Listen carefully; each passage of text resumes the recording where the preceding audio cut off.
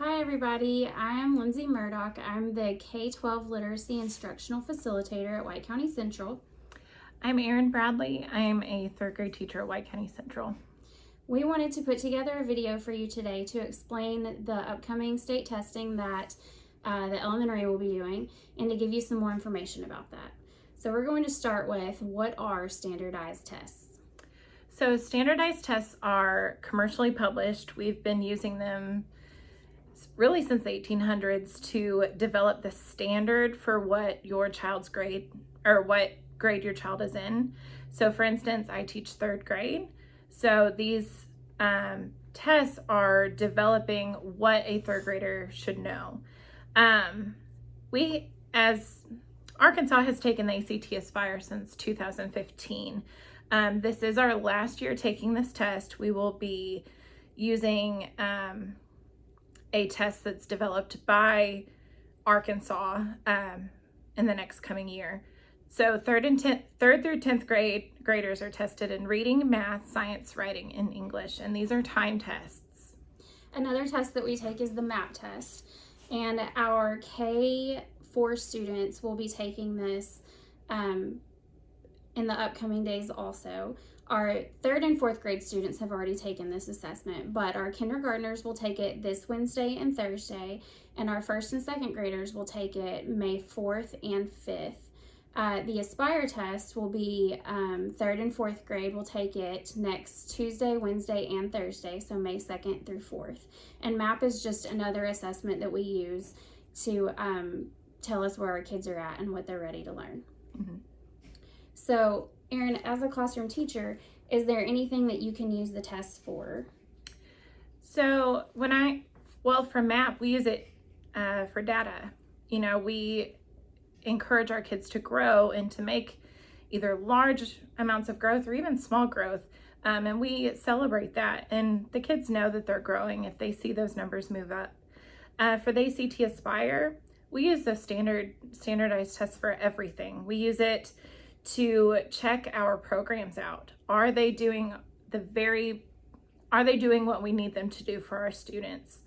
It also informs the next year's teachers of how the students take tests. Maybe somebody really struggles taking tests, or this student really took his time. I'm so encouraged with his test taking abilities.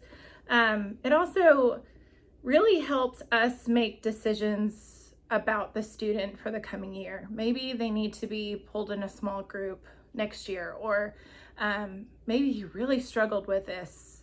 Let's write his name down and let's get data to maybe figure out what's going on with this student. That's right. And the government also uses our standardized tests. The Elementary and Secondary Education Act of 1965 made standardized testing a requirement in public schools. The U.S. Public Law 107-110, also known as the No Child Left Behind Act of 2001, tied public school funding to standardized testing. So students' results on these tests are used to give our schools funds and resources that we need to use with our students. We can use those resources and funds for everything. We can, yes. I mean, to make more materials for our students or equipment. I mean, there's just so many good uses for that. Yes. There are also many ways that our schools can use these tests. Kind of like Ms. Bradley was saying, with the teachers using it to see if our programs are doing what we need them to be doing. Our school district also uses the standardized tests to tell us if our curriculum is doing what we need it to do, if it's meeting the standards and our students are achieving there. We also use it to report on student progress to parents. 3 times a year, we usually send home student MAP results so you guys can see how they're doing there. Like Ms. Bradley said also, it helps us diagnose student strengths and student areas for growth. That helps us design our intervention programs. It helps us design enrichments for students who are ready to be pushed beyond their grade level standards. And it helps us select students for special programs. Do you want to tell us a little bit about how parents can help their students be ready for tests? So as a elementary school, we've been really focused on encouraging our students and encouraging one another. And we are trying to figure out ways that parents can encourage their students as well. I think the most important thing is to know that, for a student, is to know that you understand how important these tests are. Allow them to get plenty of sleep, and it doesn't even have to be like before the test. Really, this whole week, let them sleep a little bit early, have a good attitude, and have good conversation at night so that they can sleep better. Let them have a hearty breakfast in the morning, whether it's here at school, something that's not sugary, that's going to make them really jittery. Make sure that they are here on the day of the test and that they're on time. On the ACT Aspire, they have to be on time. If not, they end up missing that testing period and they can't start until everybody is done testing. So it's very important that they're there and that they're on time. Please make sure that there are no out-of-school appointments on those days that your child is testing, whether it be MAP or ACT Aspire. Our school also receives like a grade on the number of students that we assess. So we always strive for 100%. We've hit that for several years in a row now, so we'd like to continue that this year as well. And speaking of encouraging students, we have come up with some incentives to get students to really try their best. So some of the things that we're going to do in the coming days, if students are in their seats and ready to work by 8 o'clock each day next week, May 1st through 5th, they will receive 1 ticket for a drawing.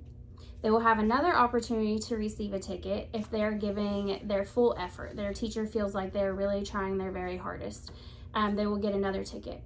At the end of each day, we will do a drawing for each grade level and each class, and a student will draw a ticket and the student will get a prize.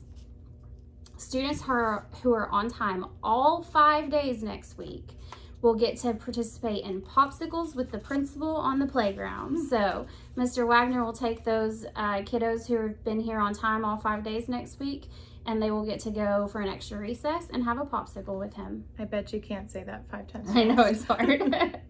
And also, we want to reward the students for their growth and their achievement as well. So Mr. Murdoch is one of our interventionists, and he works really hard with the kids.